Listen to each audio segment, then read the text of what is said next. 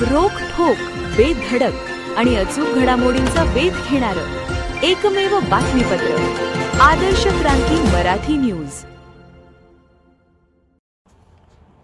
रेणुका माताच्या नवसाच्या गाड्या ओढण्याची 70 वर्षांची परंपरा कायम। यावर्षी 205 भाविक भक्तांनी ओढल्या गाड्या।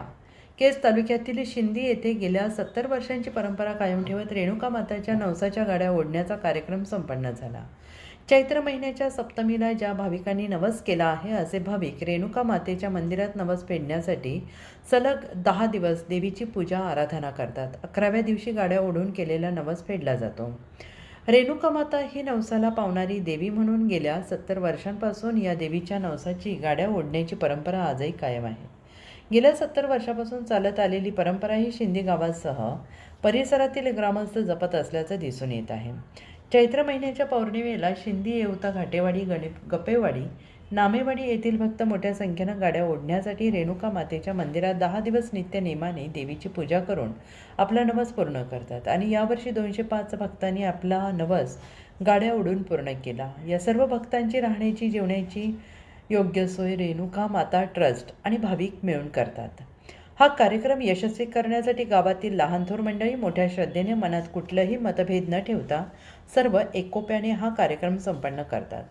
यावरून शिंदी ग्रामस्थांचे बाहेरून आलेले यात्रेकरू कौतुक करत होते आणि या कार्यक्रमासाठी गावातील सर्व जाती धर्माचे सर्व पक्षाचे कार्यकर्ते एकोप्याने आणि हा कार्यक्रम यशस्वी करण्यासाठी बाहेरगावी महाराष्ट्राच्या कानाकोपऱ्यातून आजच्या दिवशी सर्व ग्रामस्थ गावात जमा होऊन हा कार्यक्रम यशस्वीरित्या पूर्ण करतात। रेणुका मातेचा आशीर्वाद घेऊन आपल्या ठिकाणाला परत निघून जातात आणि ही परंपरा गेल्या कित्येक वर्षांपासून शिंदी ग्रामस्थ आणि परिसरातील भाविक मोठ्या श्रद्धेने जपत आहेत। काय सांगाल, आज आपल्या यात्रेचा शेवटचा दिवस गाड्या ओढण्याचा दिवस चालू आहे आणि गाड्या ओढण्यासाठी अनेक भक्त गेल्या 7-8 दिवसापासून इथं बसलेले असतात। आज कसा हा कार्यक्रमाची रूपरेषा असते? आज या ठिकाणी आयोजनकर्त्याच्या चैत्र पौर्णिमा महोत्सवाच्या निमित्तानं सर्वात महत्त्वाचा विषय म्हणजे आमचा आजचा हा गाड्या ओढण्याचा कार्यक्रम आहे।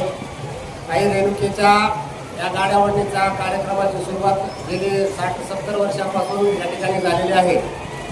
प्रत्येक वर्षाच्या चैत्र पौर्णिमेला सप्तमी दिवशी या ठिकाणी नवस केलेले भक्त मंदिरामध्ये येऊन उपासना करतात। 8 दिवस असणाऱ्या या ठिकाणी उपासना होते आणि पौर्णिमेच्या दिवशी हनुमान रायाच्या जन्माच्या नंतर या ठिकाणी जगदंबेच्या गाड्या ओढण्याच्या कार्यक्रमाला सुरुवात होते। आदर्श क्रांती मराठी न्यूज चॅनलला लाईक करा, शेअर करा आणि सबस्क्राईब करा।